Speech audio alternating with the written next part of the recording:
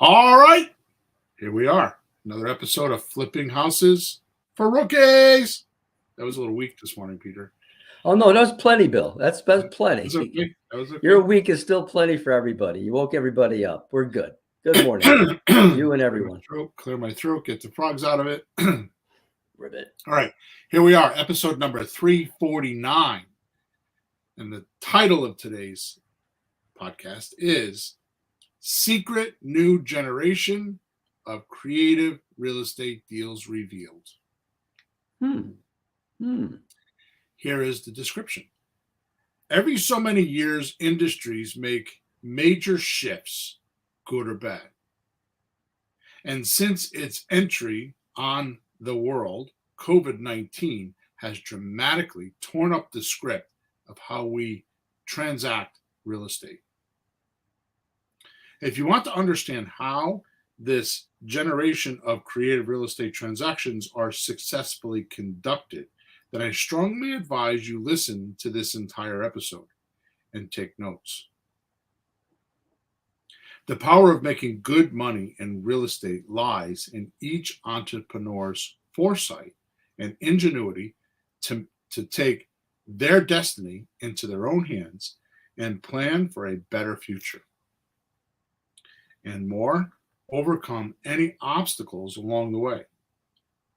Why is it that during this very turbulent time, real estate soared to a point that it crippled many, many real estate entrepreneurs?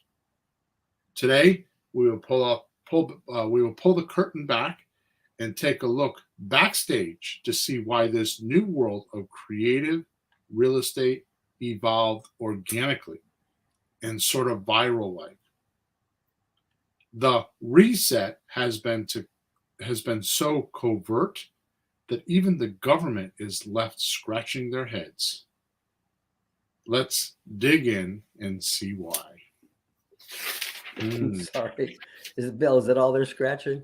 Yeah. Sorry. Oh boy. All right, so before we get started, let's do a little bit of housekeeping.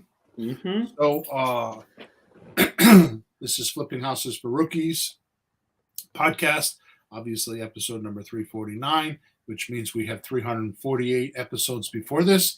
And if they were each an hour long, which some of them are and some of them aren't, you'd have at least 350 hours worth of training you can get for free. So make sure you come back here and check us out. Make sure you subscribe to us. Make sure you like our episodes. Give us feedback because Peter and I spend about 5 or 6 hours a week creating these podcasts. And the only exchange that we ask you for our time is to subscribe and like, or go leave us a review. Also, we record this podcast on Thursday mornings, 9:30 a.m. Eastern Standard Time. And if you would like to be part of the podcast, you can go to Facebook, YouTube, or Twitter. And in the section where they'll allow you to make comments or feedback or whatever section you can, during the podcast, you can type us your questions. I will only answer questions that pertain to the podcast. If you have other questions, there's no problems. You can go onto our WhatsApp Messenger group called Let's Talk Real Estate. And you can join that group.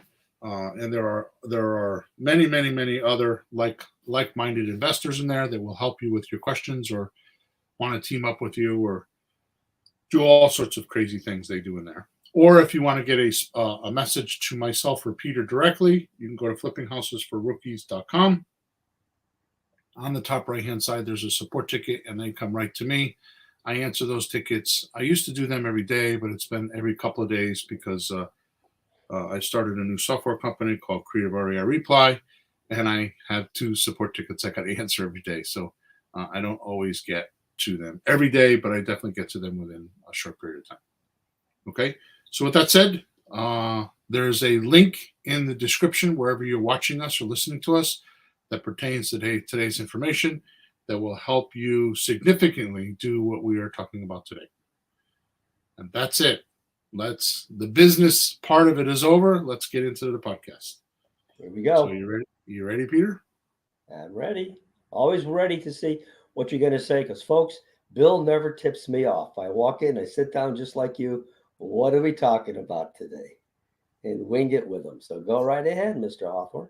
Well, we do that because in the beginning, you were representing all the rookies, right? And I still will. Like if I don't understand something, I'll say so. Because if I don't get it, they won't get it. So Yeah, just exactly. my 2 cents, my couple questions here and there.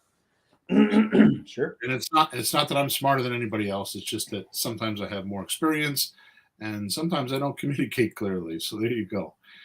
All right. Seems there's a lot of anticipation for a real estate reset. Mm. Do you agree? Oh yeah. I was just talking to my son who bought a house, and there's questions like, which mortgage should I take? The one with the higher interest and better debt, for the long end, because there might be a recession, and I'll do this instead. He's trying to, stay ahead of what might happen, because they say, and they don't seem to know, and we just go, right? Yeah. What do you say? So this anticipation in real estate reset is what a lot of people I talk to want to hear. And this reset is one that will slow down the overbidding and the cash offers, the multiple offers, and even the rude sellers, because they get cocky and they are not polite on the phones.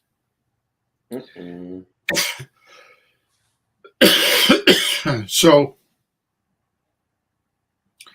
creative real estate has this connotation that the market has to be thwarted,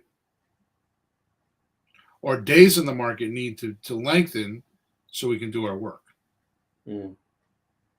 Now, I'm not going to go off on a rant, which I could do for the rest of this podcast, about what creative real estate is called by the wrong people, aka the realtor system.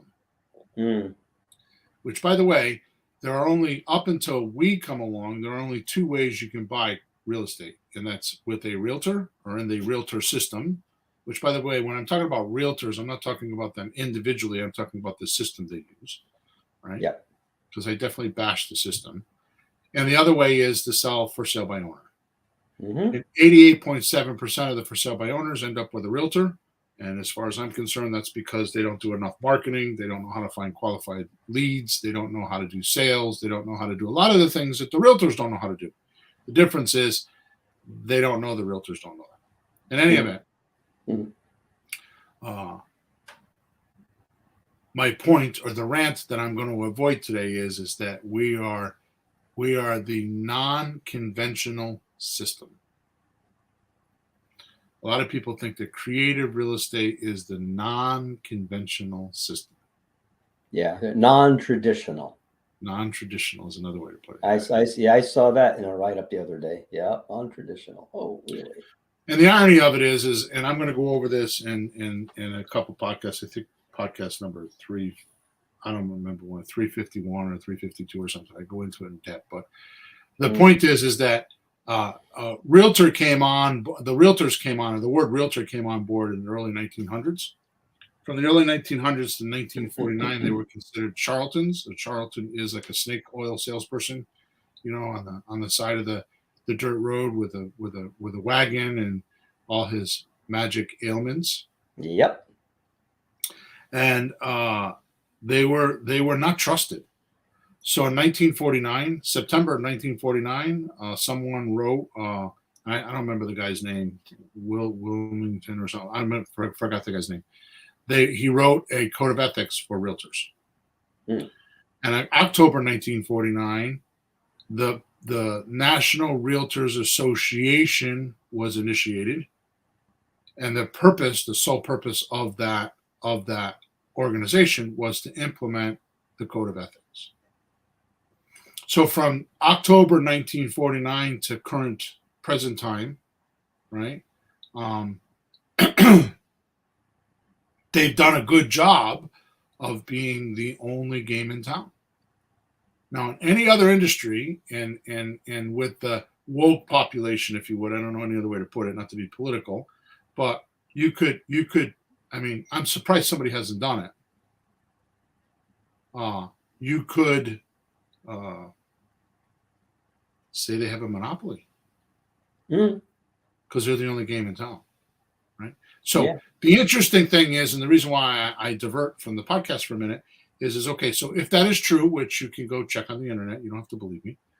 If that is true, and it was really 1949 when they organized and became a solid, reputable institution. They so believe they are.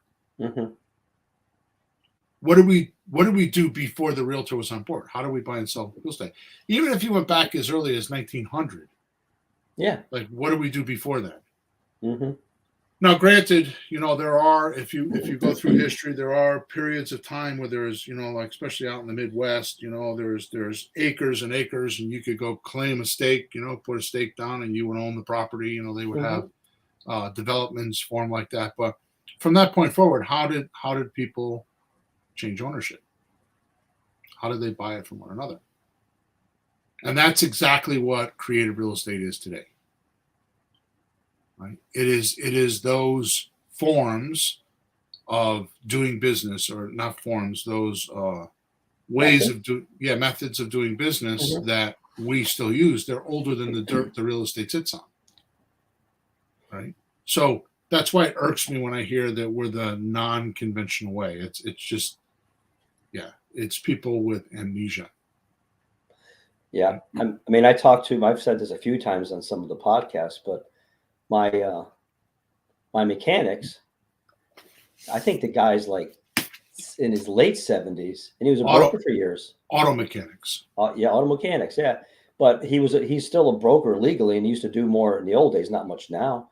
But I was telling him how we're doing creative finance. He goes, "Oh yeah, we did that all the time." So he's an old Italian from the old country. Come on.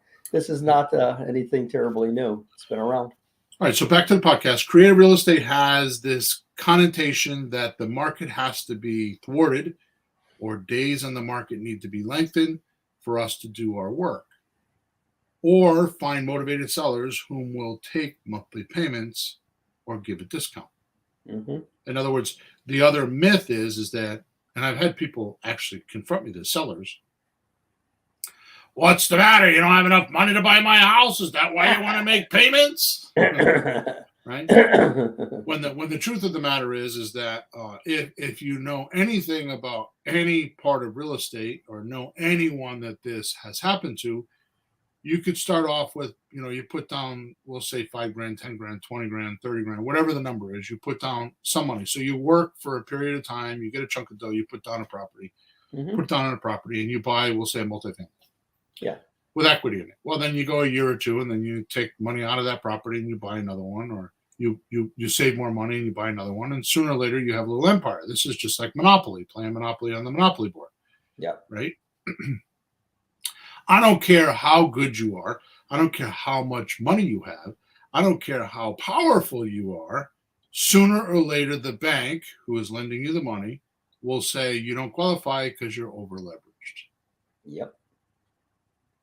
That is the reason why someone like myself or yourself does creative real estate, is because we don't want to over leverage ourselves.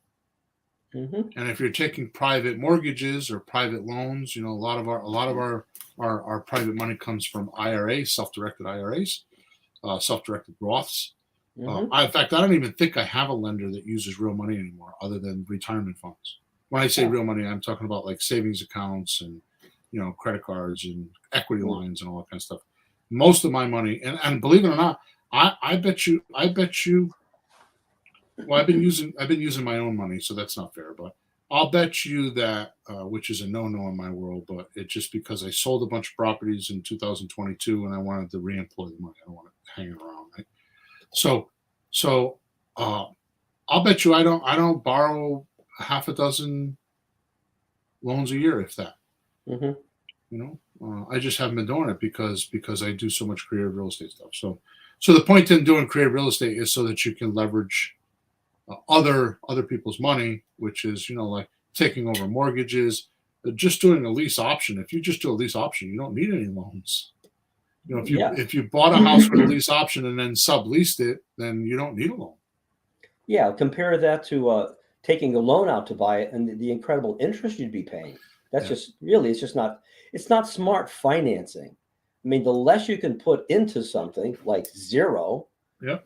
The higher return. Yeah, Infinite return, right? Yeah, it's a Google return. So Google. So in fact, these thoughts that we're talking about, with the market are not entirely true, right? Which leaves us with the question, has the market actually adjusted and we haven't noticed it? So we're waiting for the big reset, but is it here and we don't even see it? It doesn't have to be a huge pendulum swing, does it? Catastrophic is only 1 out of 10 when it happens, right? Like 2008 was catastrophic. It happened in a month. Yeah. It's kind of like what is that story about the frog that's in the boiling water, right? He can't get out. He can't get. You put it in cold water, turn the heat on, and he's fine for a little while. Well, he's fine until he just dies because he doesn't notice the temperature change and never tries to jump out of the water, right? By the time he wants to, too late. So is it possible there is a new generation of doing deals without a lot of common folk knowing about it? In other words, all the gurus, I could tell you right now, because of my software company, I've been graciously and what is the word I want? Graciously is the first thing to come in my mind. I've been blessed. Like, I really feel like blessed. Like, not so much in a religious way, but blessed, like the grand fortune of going into a new level, a new sphere that I knew existed but never knew how to get into it. It's like I'm in with groups of people that are freaking incredible, right? These guys are the movers and shakers. These guys are where all this is where they meet. Like, you would be surprised. A lot of the people, and I'm not going to name names, that you see on YouTube and all these gurus are all in this group. And when I hear stories and I see things the way they are, it's kind of different to me. And even they aren't talking about this reset like we are right now. So more to the point, is it possible the entire way we transact real estate is changing and we don't even see that either? Let me explain. The first point I'd like to discuss today is the rumors that there is no inventory or not enough houses on the market, which drives prices up. Okay, so let's just hit the brakes for a second, and let's just get you into my head a little bit so you know why I'm making these statements, right? So my definition of inflation is too much money, not enough products. An example of that is one house, 20 buyers. Yep. So what happens when you have one house and 20 buyers? They're going to fight over it. And what happens? Price go up. There you go. Because somebody will always want to pay more. Yep. And if there's plenty of money to be had, then that will happen. Now, deflation is the opposite of that, right? Deflation is too many products, not enough money. So deflation is 20 houses, one buyer. That's right. Okay. So with that in mind, it looks like there's no inventory. We have 20 buyers with cash. Yep. I mean, think about this. I promise not to rant on this too long. Think about this. March of 2020, we all, every single person that listening to me right now, plus you and me and everybody else that I know, were told to do what? Stay home, shut up, close the door, don't go anywhere. Or if you go anywhere, you'll die. Yeah, exactly. No, Bill, worse. You'll kill innocent people. Right? Yeah. Hundreds of thousands of deaths. Every day, that's what they were doing, is they were reporting deaths. Right? Yep. It scared me. I stayed home. And I'm not one that gets scared easily. I stayed home. Yeah. Right. Okay. So we stay home for what, a whole year? No, it was 2 weeks, Bill. Yeah. So we stay home for a whole year, even longer. Now, here's the thing. The guy that builds a car, or the guy that builds a couch, or the guy that builds a TV, or builds an iPhone, or manufactures anything, can he do it from his house? Mm. Now, usually, right? No, that's a cooperative conveyor belt, parts. No. Assembly line, right? So now what happens is because everybody's staying home, and you guys all know this. When you're listening to me now, I'm just putting it in my own words. So you guys know this because you lived it like I did. They say, okay, we'll apply for unemployment. We'll give you $600 a week. Yeah. Well, where'd that $600 a week come from? They printed money. So over this course of 2 years, they printed $10 trillion. $10 trillion.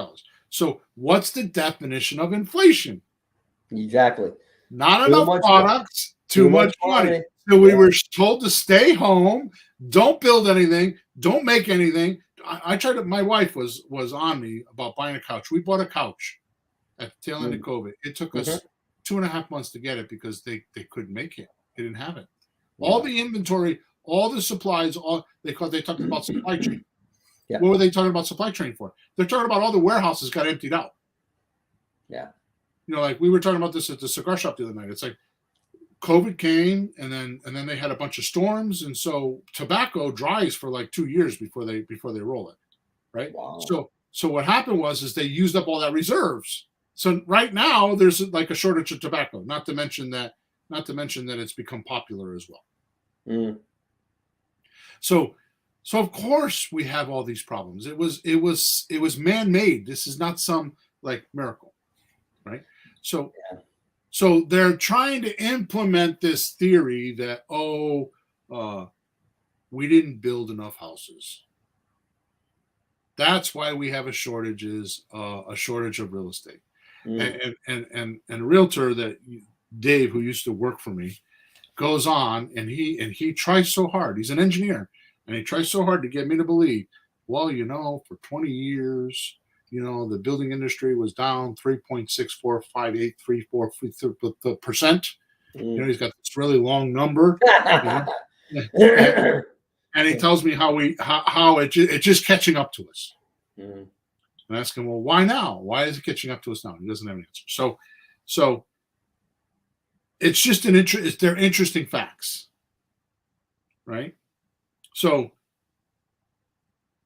they're also blaming it on too much population control, right?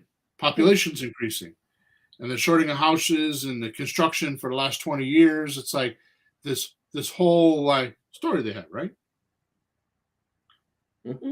Here's an interesting fact. A mere explanation of something does nothing. It just allows decay to continue. Yeah, like an opinionated explanation, just an opinion. Right.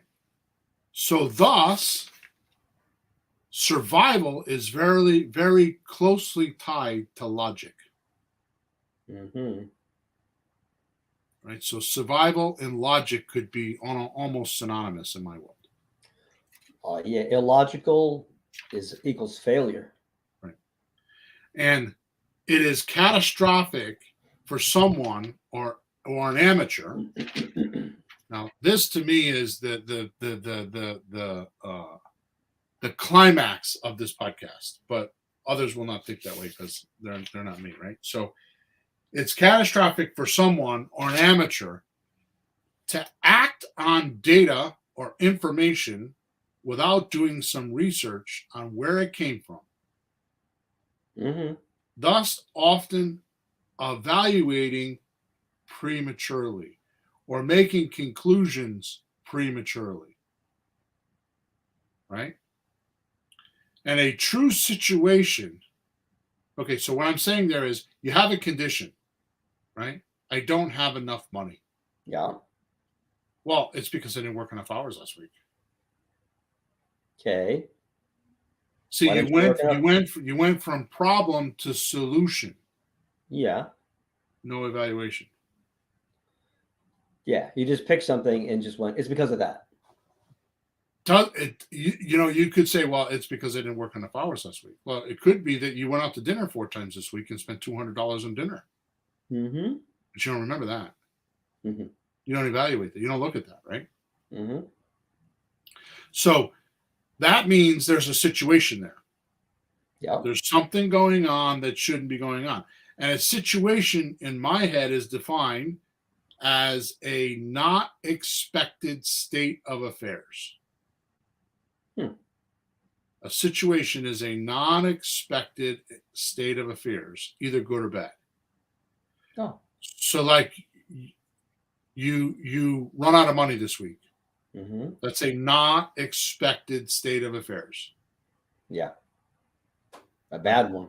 And there's a situation that caused it. In other words, situations aren't happenstance, right? Mm-hmm. They're held down. The situations are caused, right? Does that make sense? Yeah, well, the way I look at it, and not to differ with you, just my angle on what you're saying is, if things are happening that you don't like and like, well, it just happens, you don't have a way to fix it.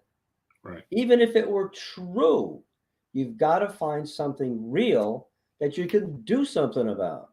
Right. And I don't care if it's real or unreal, something that you can do about it. And it will be real because you're doing something about it, or else you're a victim. You don't survive like that. You've got to find something.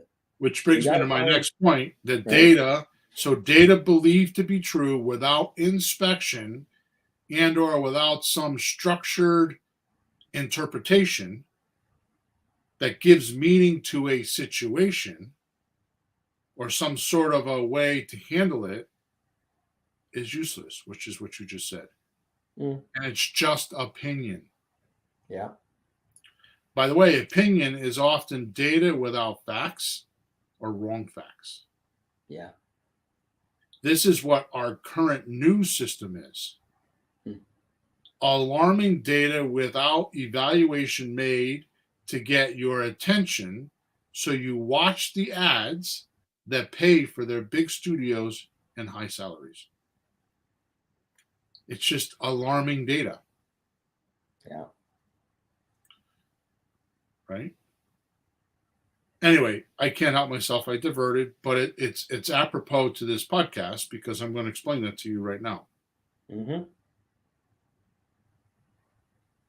Is there really a shortage of houses, or are people just passing around these rumors or this, what I'm calling false data? Mm-hmm. Has anybody actually analyzed it? Has anybody actually went and looked at it and observed and gotten real facts that can something can be done about it?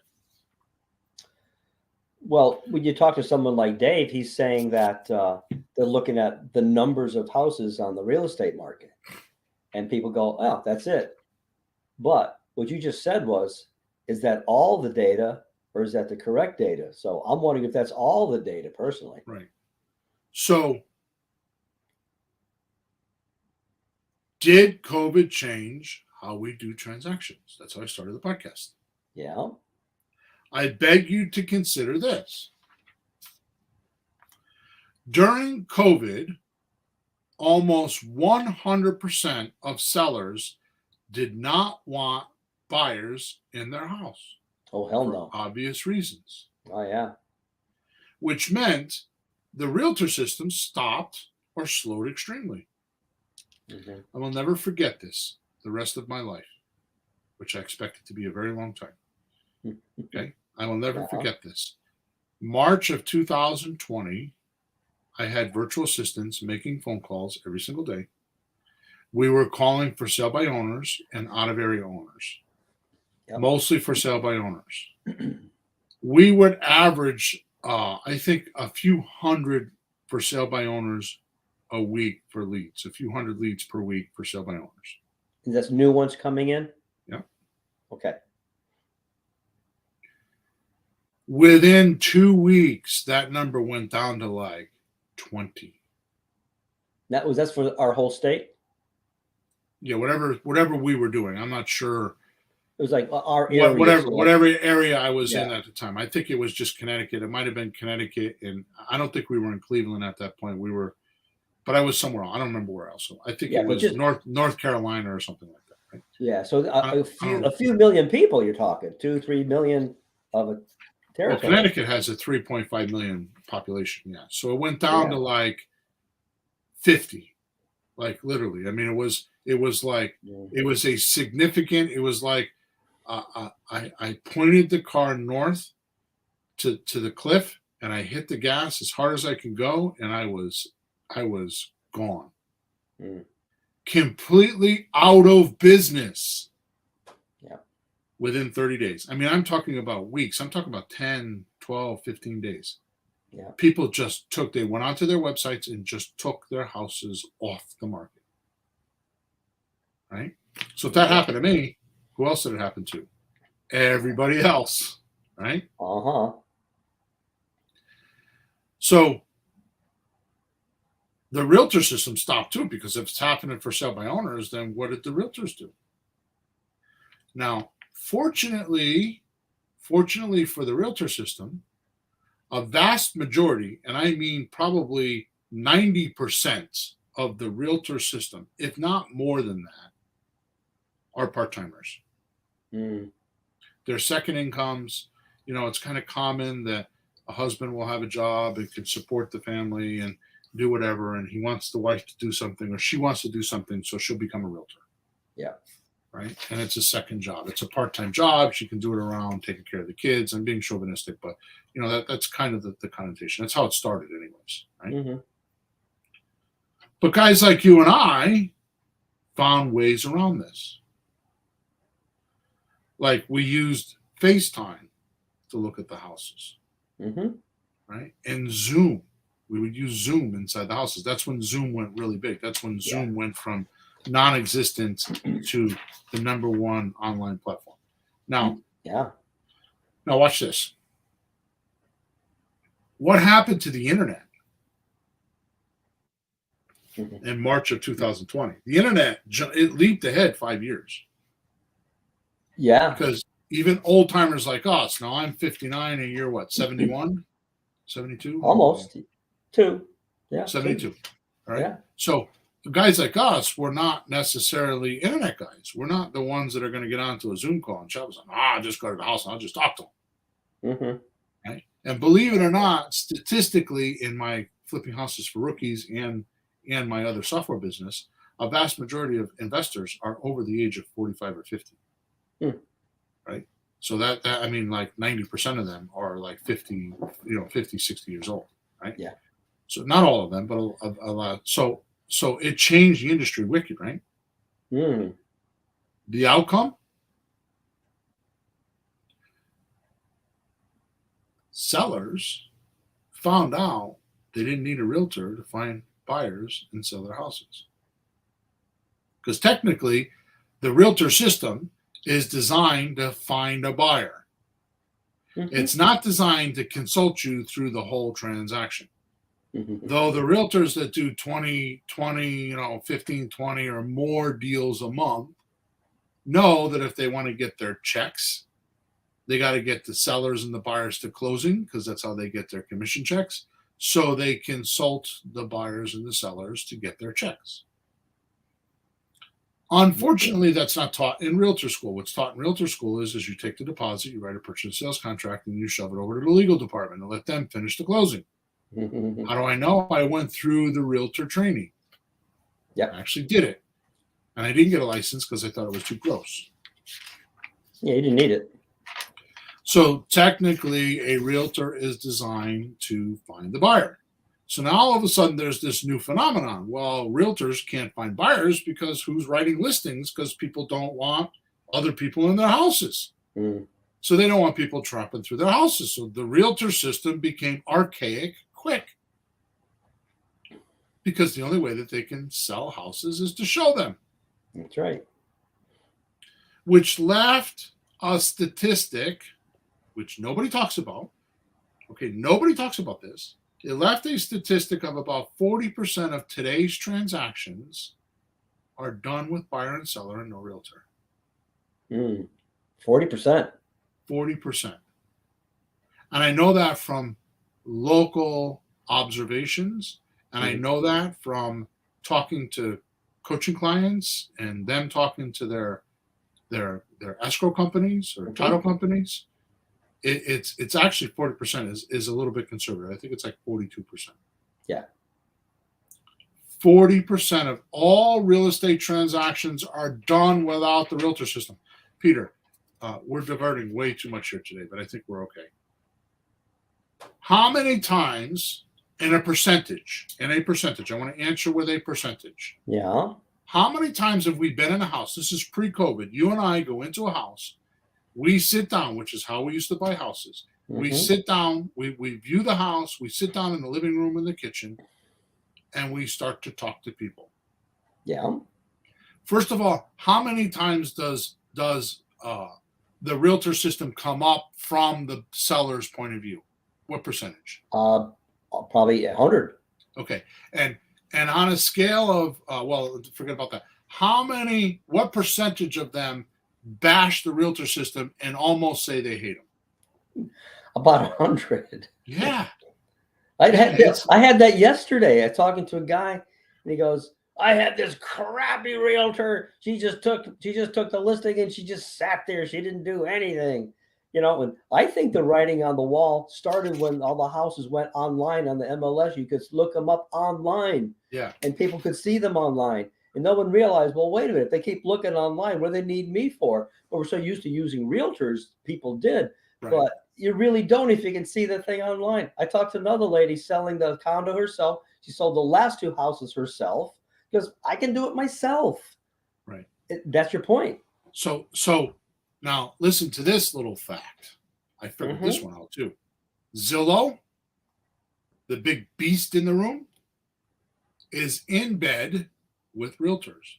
They're trying to monetize Zillow. I don't know if you guys know this or not, but like Google went something like 6 years pouring hundreds of millions of dollars into it and couldn't make money.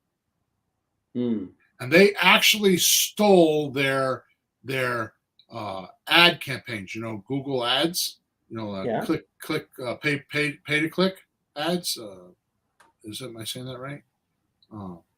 Yeah, paid ads. So you can pay Google to present yourself as an ad on top of the search engine. Right. They actually stole that from Yahoo. Oh. Right. Before they came monetized. So Zillow's going through the same thing. They're pouring money in and they're trying to monetize themselves.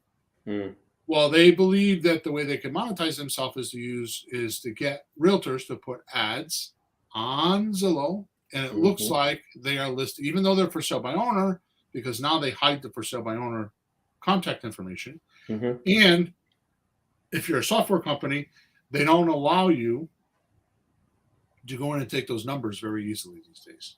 They scramble the data. Yeah. So they're very pro realtor. Now what I've noticed is if there's, because you got to realize that Zillow scrapes information. Yeah. Because they have to have something for every property you put in there. Otherwise you wouldn't go back there to like actually look for a property. Right. Well, if the house has ever been on the MLS, which by the way, it goes on MLS and it goes on realtor.com, it goes on Trulia, and it goes on Zillow. Those are all MLS copycats. Yeah. They're just different names, right? Yeah. What's happening now, especially with my coaching clients, is the Zillow number is too low because it's picking up the comps from the MLS. And they're not current comps, and the MLS can't keep up with the increase of houses quick enough. So like we use PropStream. So you go on PropStream, and I'll notice sometimes a 10 or 20% difference in what the house is worth based on Zillow because it picked up a Zillow ad from a year ago, and it won't change it. Yep. Yesterday saw Zillow is estimate 174, PropStream 203. Yep. 100,000. Yep. Yeah, you're right. So that's a whole different thing, right? So in today's society, our new generations, sellers don't need a realtor, and not enough houses are being put on the MLS. So when you hear there's a shortage of houses, That's because we all got fat and lazy and said, oh, I want to buy a new house. Mm-hmm. I'll just find the realtor I like. It's not qualifications like how many houses have you sold in the last 12 months, Mm-hmm. or how many closings have you done, or how much money do you make, or how many deals, how many houses do you have on the MLS. None of that qualification is done. And it's like, oh, well, you know, Joe's wife does it, so I think I'm going to pick her. Yeah. Right? Mm-hmm. And then Joe's wife goes on the MLS and can't find you a house because that's the only place they know how to get property is on the MLS, which is multiple listing service, if you don't know that, right? Yeah. Does that make sense? Totally. That brings me to my next observation. By the way, I was telling you that my son found a house, got accepted. Said, did your realtor find? He goes, no, I found it myself. Yeah. That's kind of the point. Like, you can find them yourself. So, yeah, it's online. It's not hard to find. And that's my point. The internet. It's my next point. It's sitting with, right there. With tools like Facebook Marketplace and Zillow, and it's not too hard to find buyers. Mm-hmm. Not only that, but today's new generation, creative entrepreneur, can do deals anywhere in the country as if living in that city or across the street. I do deals. I have a whole portfolio in Akron and Cleveland, Ohio. And every day I call my guys and did you, would you, could you get it done? Come on. Don't make me get on an airplane. Right?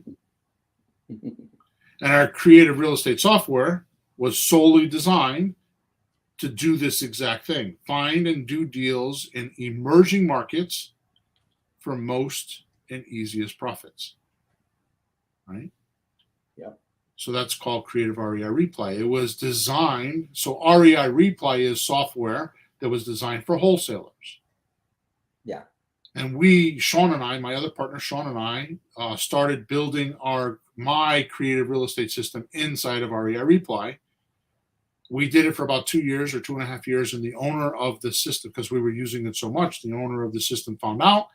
Next thing you know, we were on the phone. Next thing you know, we were all partners. And we created this thing called Creative REI Replay, right? Yep. Okay. So our creative real estate software was totally designed so you can do that. Right? So like I said, now going back to the inflation, which is actually, like I told you, my definition is not enough money. Too much money, not enough products, right? Right. So we put the two of them together, right? Now we're in the heart of the madness. COVID-19 came along. We were told to stay home, like I said, right? Mm-hmm. Not build anything. Keep printing money, right? Get $600 a week, and then wonder why there's inflation.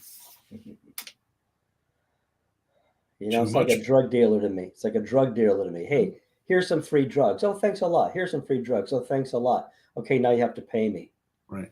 You know, what do so you it's mean? all this Now that you're hooked and need drugs, you got to pay me. Yeah, and now that we're hooked. Oh, wait a minute. I'm confused, Peter. Stop. Yes. Did you just describe a drug dealer or the Medical Association of the United States? Which one? I did. I was going for the economic guys, but it fits the other guys too. It's kind of like the only thing I'm going to say about the Medical Association, AMA, American Medical Association, which is the ruin of our country. I think that we fight the real fight we have is the Medical Association and ignorance. Okay. Lack of education. Mm-hmm. Right? What we are against right now in this current year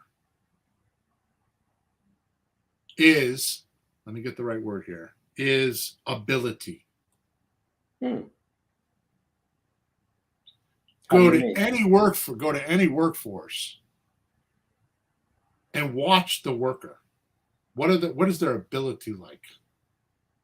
Are they able to do their job the way they're supposed to? Or do you have to kind of like coach them along on how to do it. Or coddle them. It's worse, Yeah. coddle. Right?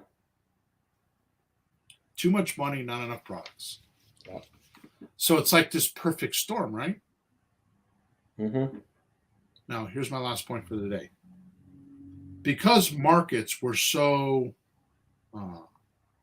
unpredictable, we needed to figure out how to wrap our wits around it before committing to a purchase.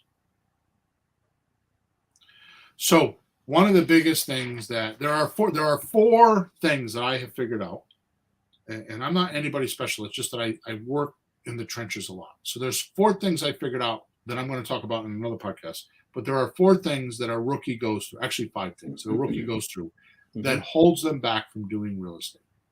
Yep. One, they don't know how to find leads or qualified leads. Mm-hmm. Two, once they figure out what the leads are, they don't know what to say, scripts and stuff. Right. Three, once they figure out the scripts and they know what to say, they don't know what deal structure to use that's safe. Yeah. Four, once they figure out the deal structuring, they don't know which documents to use and how to stay legal.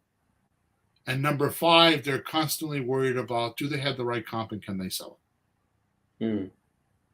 So how do you overcome that? How do you overcome that as a rookie? Right? How do you overcome that? So I don't know how much the house is worth. I'm going to make a mistake. Is the biggest barrier. That's the biggest fear point, right? Yeah, getting stuck with a house. On top of all this inflation, and the market's going. Some people say the market's going up. Some people say the market's going down. Which is it?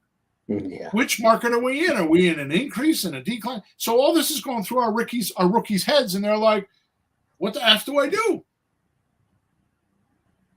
That's right. That's called the E factor. What the f do I do? That's the E factor. Okay. It's not the F factor. No, it's the E factor. What the F? F. Yeah, what the F do I do? Yeah. Right. EEF. Yeah, the E factor, right? So what do? I feel bad for the rookies. I feel bad whoever's coming in this industry because it's like it's turbulent. It's like chaos. There is no stable datum on what a house is worth. So we think. So this is where I'm telling you, right? Today's podcast is called Secret New Generation of Creative Real Estate Deals Revealed. This is the most obvious secret in creative real estate that not enough people are using unless you're in one of my groups or use my software or are connected to me. Because I'm the only one. And I didn't even invent this. Sean was the one that did this. Yeah. My other partner. It wasn't me. I just noticed it. It's like, holy shit. Wait a minute. What did you do? Right? So, because markets were so unpredictable, we needed to figure out how to wrap our wits around it before committed to a purchase. This brought about the most basic, unbelievable observation in our industry. Especially if you're worried about risk. See, what I observed was rookies were not getting on the phones to look for deals, or as I say, outflow. When I inspected and evaluated, I found this simple yet powerful fact. If you don't know how much you can sell a house for before you buy it, the negotiation turns into order taking. I'm sorry, I said that wrong. If you know, I said if you don't know, if you know how much a house is before you can buy it, right? I'm going to just read that again because I read it wrong. Okay. If you know how much you can sell a house for before you buy it, the negotiation turns into order taking. Which is way easier to do. And by the way, it's way easier to learn. So I started teaching students, if you're nervous about a transaction because the deal was unbalanced. That's my language. Unbalanced means the seller wants too much and you can't pay it, or you want to pay too little and they won't accept it. Right. Right? Mm-hmm. That's an unbalanced deal. Only deals that happen and you make money with are balanced deals. Yep. Right? So an unbalanced deal is the seller's asking too much, you can't pay it, or you don't know how to pay it. We pay it, but you don't know how to pay it. Mm-hmm. Or you want to pay too little and the seller won't do the deal. It's like being on a seesaw. He goes up, you go down. You go up, Right. he goes down. And there's that spot right in the middle. The sweet spot. Right in the middle that both go, okay, we can do that. That's what we're looking for. So here's what you do. Just sign a 30 to 90-day option agreement with the seller. Now, this gives you a legal right to sell. An option is a legal right to sell, but not an obligation to buy. So incredible. Yeah, that's really Where else could you do that? Wait a minute. I'm going to go into the Porsche dealership tomorrow, right down the street from my house, and I'm going to say, "Hey, dude, here's my option agreement. I want to drive your car, and if I like it, I'm obligated to buy it. I'm not, if I like it, I'll buy it, but I'm not obligated to buy it. But if I like it, I will. I'll be back in 3 months. Yeah, right. Yeah. You see. See you later. Do that with your furniture, right? Do that with anything you buy. Do that at the grocery store. Yep. I mean, what other industry has this capability other than the stock market? Yep. Right? Which is where it comes from. So an option agreement, you sign it with your seller. You give them. You need to give them legal tender, which is paper money. Yeah. Now, I'm not going to get into that because we're way too late into it. But if you want to hear if you want to hear what I'm talking about with legal tender, go to YouTube and type in The Creature from Jekyll Island. It's a 40-minute video. You will never be the same after you watch it. It's about our monetary system, how it was generated, and how fraudulent it is to this day. And you wonder why our country screwed up? Well, go watch that video. The point is, the United States government, by the Constitution of the United States, is not allowed to print money. The only money that we can use legally is precious metal, is coins. Yeah, it's real. Right. So the what is it called? The Federal Reserve. Federal Reserve is privately owned by banks, by the way. Chase Manhattan. Did you know that Chase Manhattan,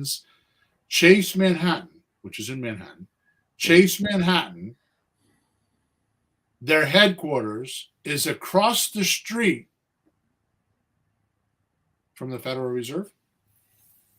Did you know that there's a tunnel that goes between the two of them, and they pass the gold back and forth? Oh no! Oh yeah. By the way, another little fact, and then we'll go back to the podcast. Another little fact. I think it was Nixon in 1979, October 1979. It was Nixon. Yep. He signed a bill to come off the gold standard. Why is that a big deal? Because prior to that, if we had money, paper money had to be backed by gold. So there was a limit to how much they could print. When they took it off a gold standard, now there's no limit on how much they can print, which is why all these years later, the country is going through what the country's going, because we have too much money, not enough products. I heard yesterday on the news that no one has done an inventory of how much gold we have in generations. Yep. We don't know how much gold we actually have, what we have. Yep. Don't know. That's insane. Yep. All right. So you sign this option agreement with your seller. You have the right to buy it, but not the obligation to buy it. Because when you sign this option agreement with them, you get a very, very minute equitable share, which means that you're a part owner of the property. You're not a decision maker, but you legally, it doesn't say how, you could be a half of a percent owner and have the right to do this. You don't need a license because now you're considered a part owner. You have an equity share in the property. Yep. You take that option agreement and you put it in your desk drawer because now you have the right to go sell this property because you're a part owner, and you put it on the market, aka Facebook, Zillow. Yeah, right. I want to make sure I'm not getting ahead of myself here. Yeah, Zillow. My favorite these days is apartments.com. Apartments.com. Yeah, Really, I just had an apartment that I rented. I put it on there. 6 days later, I had the place rented, deposit, contract signed, done. Oh yeah, can you use that for selling a house too as well? We're selling. We're doing it on a rent to own, aren't we? Yeah, so people looking for apartments to There you rent, go. they go, "Oh, I can rent a house and then buy it." Yay, they love that. Yeah, that's like using Zillow rental, so apartments. Good, good. Yeah. I hadn't heard you say that.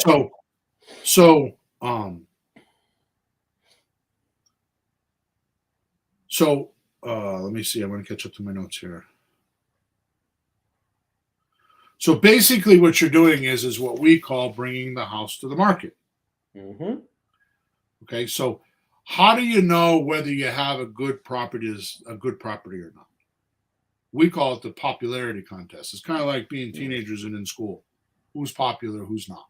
Yeah. Right. The way you're going to know whether it's popular is when you put it on these platforms. You see what your response is. Right. And I would never pay $180,000 for that house. It's only worth $150,000. Or they go and inspect the property, right? And they say, well, there's no furnace in the house, or the roof is bad. And you find out more shit about the house from the buyers than anybody else, right? Yeah, well, it's like the other side of the coin. The seller's saying how great it is. Oh, I got a new electric service. And then the buyer's coming like, yeah, but there's no door on the garage. Now, here's the interesting thing, Peter. No. The interesting thing is what you and I missed for quite a while, a year and a half. I missed it. You call people up and they say, our script says, how much you asking for the house? Okay, good. Whose name is on the deed, right? What's your, first of all, is the house for sale? Whose name is on the deed? And then how much you asking for the house? And then we pretty much say, okay, well, if you want me to, if for me to be able to pay that amount of money, the only way I could do that is to make monthly payments until I pay you off without all the landlord obligations. Can we talk about that? Mm-hmm. If they say no and they're only a cash buyer, that's where it used to end. But nowadays, what we do is we sign an option agreement, because even if they want all cash, we could go get all cash with an option agreement. We just go find the buyer, just like a realtor would do, which, by the way, we could do it better than a realtor because we're going to do it between a 30 and 90-day window. And we're often more trained than the realtor is. Yeah. Right? More to the point is you can bring cash to the table. Mm-hmm. But that's another day for another conversation. What I'm talking about right now is if you are nervous, then sign this option agreement first, put it on the market, and educate yourself on the market. Let the buyers come back and tell you all about the market. Now, if you sign an option agreement, you said for $175,000, we'll say, Mm-hmm. and the market comes back and says they'll pay $199. Well, guess what? Yeah, we're buying that house. You got a bidding war, right? Mm-hmm. They want to overpay you. So what happens is you go back to your seller and say, okay, I'm going to pull the trigger on 175, and we're going to close in 30 days because you already have your buyer, you have your seller, and you're matchmaking. That's like taking an order. That's like going to the meat market and say, I'll take 3 pounds of hamburger, I'll take 4 hot dogs, and I'll take 2 pounds of chicken. Mm-hmm. Right? Yeah, because you know what that's worth. And now with the way you do the option in the house, you know what it's worth. So you don't have to worry about all that stuff. If for some reason it comes back and they don't want to pay that, or you have very little response, like you have an add-on for a week and you got 2 people that responded, there's only 2 things. There's only 2 reasons why a house doesn't sell. Mm-hmm. Its price is too high or it's dysfunctional. Yeah. And if there's nobody in the house or the pictures are bad and you don't know, a dysfunctional means you got to walk through the bathroom to get to a bedroom. Mm-hmm. Or the kitchen's in the basement instead of on the first floor. Mm-hmm. Or something dysfunctional. So it's not normal and people don't like it. Yeah. It's not conventional. It's not the normal thing. If for some reason that's the case, you go back and you do what we call it in apartment buildings. It's called retrading. Mm-hmm. You go back and renegotiate and say to the seller, no way. Now, here's the thing. You are not spending a lot of time, money, or energy on this until you get a deal. And you're going to learn your market real quick. Yep. And you're going to learn how to talk to a seller. You're going to find out what the seller wants. You're going to learn what the buyer. It is the best education system you can get. You don't need $30,000 worth of coaching. You need to go find one of these people and sign an option agreement and go test it. Risk-free. Yeah. Now, think of it this way. The realtor system locks them in for 6 months, like it or not. Yep. But your option gives you like I said, a minute equity share, so you don't need a license. At the same time, test the market for the seller much quicker. Yeah. You'll know in a week or two. Interesting thing is, creative real estate deals are becoming mainstream now. COVID did that. I talk to many sellers nowadays that already know how these deals work, and ask questions about the details instead of thinking about it as a scam. Oh, lease option. Yeah. How does that work? Oh, you want to take over my payments? That's called subject to, right? How does that work? Yeah. I've heard of owner financing. How exactly does it work? That's a quote. I got that a few weeks ago. Thus, these small changes are going far and wide, gnawing away at the only game in town until COVID-19. The realtor system that is as old and clunky, not giving sellers what they need. They think the only thing the seller wants is money. Yeah. And money doesn't fix everything. It can help, and I don't want to discredit money.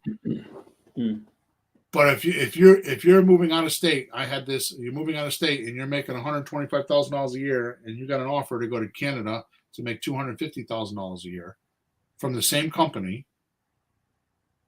Do you care how long it takes to sell a house? Yeah, you do. Does the money matter? No, because you're making double your salary.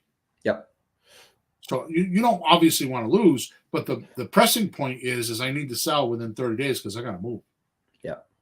And I'm not coming back. And I don't want to have the burden of trying to figure out my new job, making all that money, blowing my opportunity because I got to keep coming back to this house and getting it sold. Yeah. Right? And in any market, those situations happen. There's any market, good, bad, or indifferent, a lot of houses, not too many houses. There's always people with some kind of situation that they can't sell it with a realtor because it takes too long, whatever the thing is. And that's when we come in. There's always somewhere. Here's my punchline.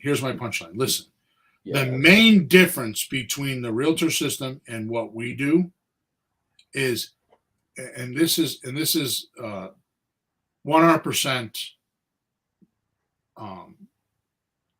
100% my world. A seller cannot hand off their house to a realtor and just forget about it and say, take care of it for me. Yeah. They can't do that. When they do it with me, they can't. I don't call them and change the deal. I call them with updates, which is the magical thing that I did and didn't know it until I came out with it. When we creative REI reply. The reason why it's such a hit is because we put leads into your account. We hook them up to campaigns. They automatically run. You don't do anything. You come in every day. You look under your conversations and see who's interested, who's not. You get on the phone. You do our script, which is you said 4 minutes, 51 seconds, right? You find out everything you need to know about the deal in 4 minutes and 51 seconds. You enter 5 or 6 numbers into a calculator, and the calculator tells you which one of my 7 deals by a red, yellow, or green light you do. You open up that screen. So if it's a green light, like on a slot deal, you click on green light or on subject to, you click on the green light, you open the deal. On the right side is the numbers. On the left side is the list of things that you need to go over with them so they know what they're getting into so they don't ghost you later on, right? Yep. Now we have a button. You click a button, you hit save, and you can send them a memorandum while you're on the phone, and they sign it while you're on the phone. And then you click another button that generates all the documents, pre-populates all the documents for that deal structure. So you don't even have to worry about the documents anymore. We fill them out for you as if I did them. Okay? Now, here's the reason why I tell you that. You need to talk to people. That's what you do. Mm-hmm. It's all automated for you. And it's even getting better. If I had my way, we're going to be do role playing with robots pretty soon. Mm-hmm. So you can practice. Okay. Anyways, thank you for listening to us today. I hope I answered your question. Oh, by the way, the reason why I was bringing up Creative REA Replay is because not only do we do that when we purchase, you go and you get a phone number from our system, and you go put a Zillow ad up and these a Facebook ad and apartments.com, and we show you how to do that in the system because it has all the training in there. Mm-hmm. I'm sorry, I know what the point was. So you put it on there, and sellers automatically view the house, and the only time you should talk to a seller is when they fill out an application. Now here's the punchline, which I missed earlier. So the punchline is this. You want to build confidence. The way you build confidence is to know what's going to happen next. So once you get a deal, you get a memorandum signed, you go into the system, and I have created checklists for every deal structure type there is. So all you do is once you get a deal, you go in there, you download the checklist, and you print it or you read it or whatever, and you tell the seller, this is what we're going to do. We're going to do this, then we're going to do that, then we're going to do this, and then we're going to do that. That's how you build confidence, when you give them the play-by-play. I like how you have it numbered in sequence, because otherwise, when I first started, I think it was a jumble. Like there's 12 things I need to do, and they weren't laid out there in a pile on my head, and you couldn't tell where do I go. You got it 1, 2, 3. So you just follow. It's like paint by numbers. Right. All right. Cool. Extra cool. So we're out of here. Episode number 350, which is the next episode, is called Funding Creative Real Estate Deals in Today's Economy. That's episode number 350. Excuse me. Make sure you subscribe to our channel wherever you're watching us or listening to us. Make sure you like us or dislike us if you think we're really horrible. Make sure you leave us some feedback so we can go check out our report card. Remember, we spend 5 or 6 hours a week broadcasting these podcasts so you have information so you could be a better investor or get your first deal. So we appreciate some exchange back, and we do that by making sure you leave us a comment. And if there's something that you need from us, you can go to a WhatsApp Messenger if you want help. You can go to Let's Talk Real Estate, or you can go to Flipping Houses for Rookies. Top right-hand corner is a support ticket, and those will come right to me. And then don't forget the link in your description. Go check it out and see what you can learn from that. Okay. With that said, thank you again for all of your support, and we'll talk to you on episode number 350. Have a good week.